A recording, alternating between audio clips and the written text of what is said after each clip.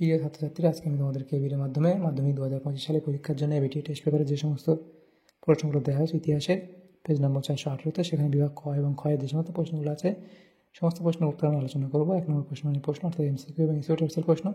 তো ভিডিওটা শুরু থেকে শেষ অবধি অবশ্যই তোমরা দেখবে এবং চ্যানেলে যদি তোমরা নতুন হতে অবশ্যই তোমরা চ্যানেলকে সাবস্ক্রাইব করে রাখবে পরবর্তী পেজগুলোর প্রশ্ন উত্তর পাওয়ার জন্য। এবং আগের যে পেজগুলো ছিল সেই আগের পেজগুলোর প্রশ্ন উত্তর আমরা আলোচনা করে দিয়েছি, তোমরা প্লেলিস্ট থেকে পেয়ে যাবে সেই প্রশ্ন উত্তরগুলো, অবশ্যই তোমরা সেগুলো দেখে নেবে সেখান থেকে। তো আজকে আমরা 418 নম্বর পেজ আলোচনা করব। তো সেখানে দেখো ইতিহাসের যে প্রশ্নগুলো আছে 20টি এমসিকিউ টাইপ প্রশ্ন দেওয়া আছে। প্রথমে বিভাগ ক্ষয়ের মধ্যে একের দাগে বলা আছে সঠিক উত্তরটি বেছে নিয়ে লেখো। প্রথম প্রশ্ন, বাংলা চলচ্চিত্রের জনক হলেন অপশন গ অর্থাৎ কি হীরালাল সেন। এরপরে প্রশ্ন, আন্তর্জাতিক নারী দিবস পালন করা হয় 8ই মার্চ। এরপরে অপশন খ হবে। এরপরে হিন্দু প্যাট্রিয়ট পত্রিকার প্রথম সম্পাদক ছিলেন গিরিশচন্দ্র ঘোষ। এরপরে প্রথম সরকারি শিক্ষা কমিশন অর্থাৎ হান্টার কমিশন গঠিত হয় 1882 খ্রিস্টাব্দে, অপশন ঘ। এরপরে নববিধান প্রতিষ্ঠা করেন কে? সেটা কেশবচন্দ্র সেন। এরপরে আছে ডিং খরচা নামে চাঁদা সংগ্রহ করা হতো রংপুর বিদ্রোহে। এরপরে তিতুমিরের প্রধান সেনাপতির নাম ছিল কি? গোলাম মাসুম, অপশান খ। এরপরে অযোধ্যায় সিপাহী বিদ্রোহের নেতৃত্ব দেন সেটা হলো বেগম হজরত মহল। এরপরে বঙ্গভাষা প্রকাশিকা সভা অবলুপ্ত হয়েছিল সদস্যদের পদত্যাগের জন্য। এরপরে প্রশ্ন, আধুনিক ভারতে প্রথম ব্যঙ্গচিত্র প্রকাশিত হয়েছিল সোমপ্রকাশ পত্রিকায়।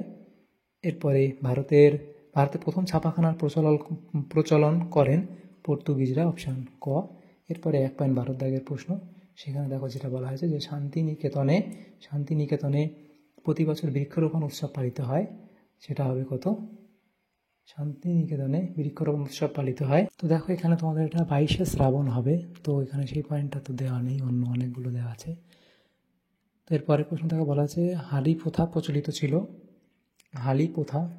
ছিল, সেটা তোমাদের হবে বিহারে অর্থাৎ অপশান গ। এরপরে আছে মিরাট ষড়যন্ত্র মামলায় গ্রেপ্তার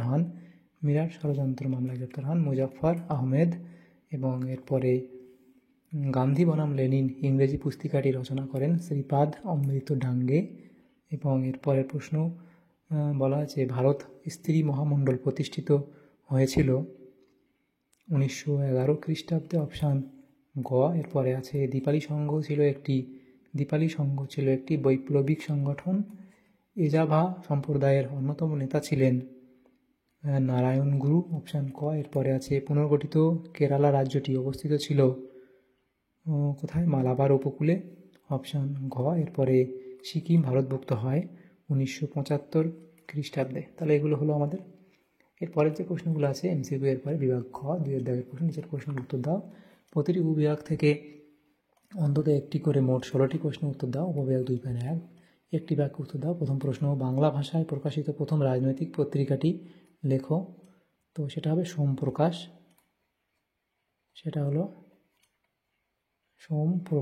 এরপরে প্রশ্ন, হুতম প্যাঁচা কার ছদ্মনাম? তো হুতম প্যাঁচা কার ছদ্মনাম? এটা হলো কালীপ্রসন্ন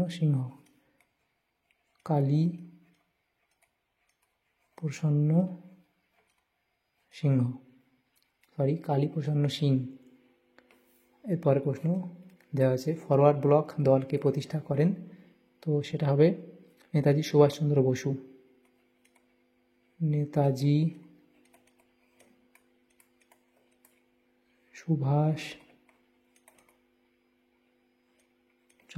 বসু। এরপরে প্রশ্ন দেওয়া আছে ভারতের বিপ্লববাদী জননী কাকে বলা হয়? ভারতের বিপ্লববাদী জননী বলা হয় মাদাম কামাকে।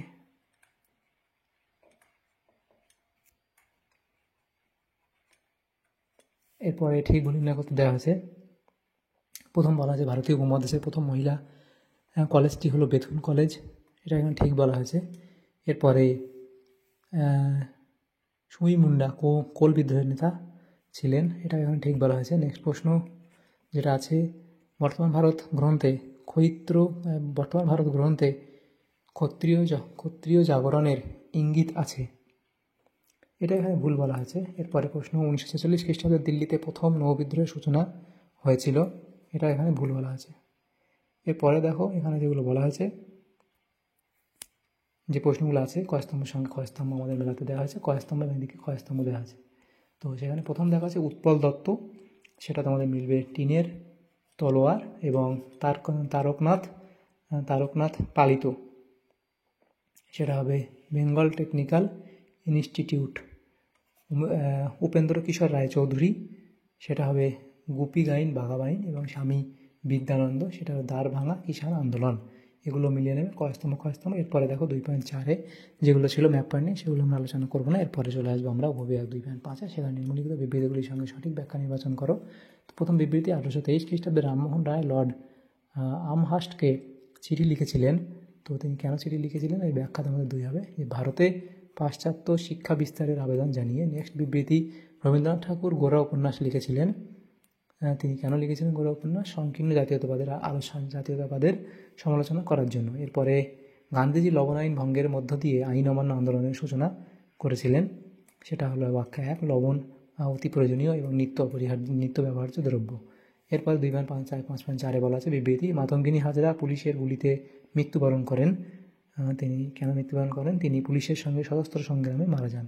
তো এগুলো তোমাদের ছিল, আমাদের যে পেজ নম্বর ছিল এখানে আমাদের এটা 418 নম্বর পেজ। এখানে যে সমস্ত প্রশ্নগুলো ছিল এমসিকিউ এবং এসইউ টাইপসের প্রশ্ন, অর্থাৎ 1 নম্বর প্রশ্ন ইতিহাসের সমস্ত প্রশ্নের উত্তর আমরা আলোচনা করলাম আজকে এই ভিডিওর মাধ্যমে।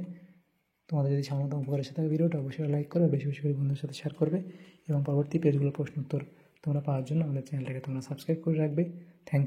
Thanks for watching.